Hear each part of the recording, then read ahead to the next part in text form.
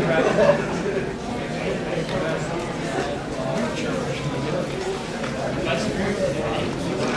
should put it in terms of 2 or 3 major issues that we basically dealing with at the moment. One has to do with prices of food items. At the initial stage of the situation, we had, prices of fruits and vegetables, going very high because most people were made to understand that eating a lot of these, boosts your immune system. So people took advantage, especially those who were, selling these products within the, market and other places. But as time goes on, and then the government announced, and then the restrictions, it became clear that most people would prefer to have, food items that could, stay for long, because most people may not have refrigerators to keep some of these fresh food items. So it resulted in a lot of these vegetables, fruits going waste on the market because people prefer to rather buy, food items that could stay, like maize, beans, cowpea, as I narrated in our report, which could, stay for long, because they will need these food items to be able to survive, because they are not being allowed to move, out of their homes. So it led to a lot of food items in terms of vegetables and fruits, going waste. And again, we also had a challenge of most food not being able to move to the consuming market, the urban areas. So you may have food items or food available in the rural communities, but because of the restriction, in a way, some of these food items couldn't make it, to the urban market, especially those food items that would not have been, made available before the lockdown. And also, we have, challenges in terms of these food items which are within these communities, and because people are not able to, operate. Especially, we had this school feeding system where the consumers buy maize and other things from these rural communities. But because schools were shut down and then they were not in operation, of course, they wouldn't need these food items because students have been, sent home.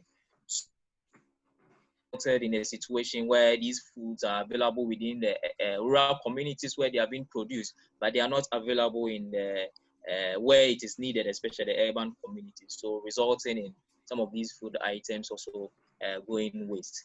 And with the borders also closed, there were some grocery items that we need on our shelves in our supermarkets. We were not, our nearby, so like Nigeria, Togo, there were certain types of, products which people really, enjoy buying, which were being imported from these countries.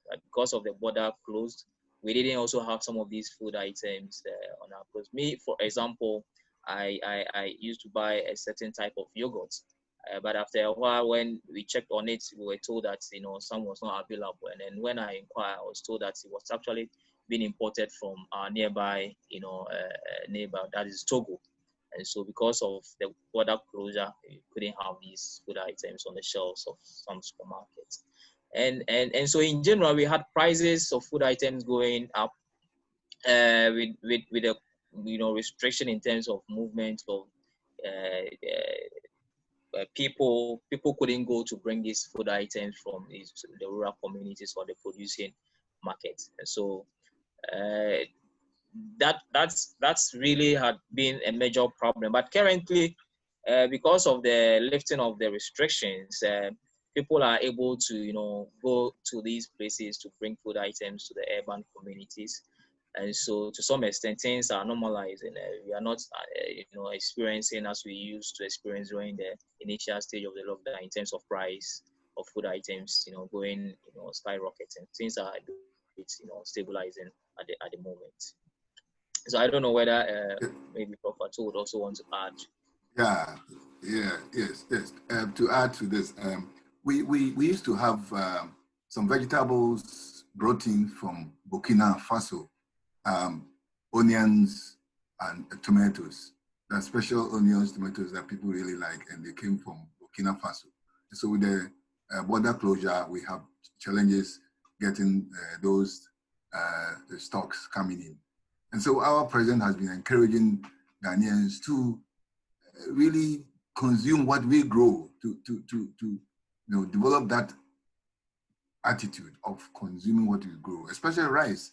We have local rice, Sometimes, we have the penchant for, the export, the ones that we export, the one that comes from, the one that import, that comes from outside. We call it the long grain rice and so on. Although we have very good nutritive rice, being produced in Ghana, we have certain areas where rice is produced. And so I think this is also a wake-up call for us to be able to step up our production in those areas where we can really produce, where we have the land, we have, the materials and everything. For example, rice, maize, these vegetables, cassava, we can produce enough and even be able to supply some to our neighbors. So I think this is also giving us that opportunity. And I think government will also have to look at incentive packages to help farmers to really step up production. Another challenge we have in Ghana is our land sizes. In fact, most farmers are very small, and I think Beck knows about this. He has been around a couple of times. So the land sizes is a challenge we have. And the land is also vested in the chiefs. So it's difficult sometimes to get land for large-scale agricultural production. And I think these are areas that I think with time we should be able to look at and ensure that we are taking steps that will help us to produce enough and be able to even export, because we are an agrarian country and we have that comparative advantage. So we should be able to produce more and really export. Joe was talking about what happened at some point when we had challenges with food items that we had. What I also noticed was that a lot of people who used to go to the big markets decided not to because of the COVID, and then chose to go to markets within their residential areas. So instead of, for example, going to the big central market or Asafo market, these are big markets, people would prefer to go to small markets within their area. And when that happens, prices of the items in those small markets went up. And then also the big markets had a lot of vegetables and so on that also went waste. So these are also some of the problems that we have seen. But with the easing of the lockdown and so on, I think we are seeing a different trend. And so that's what is happening currently.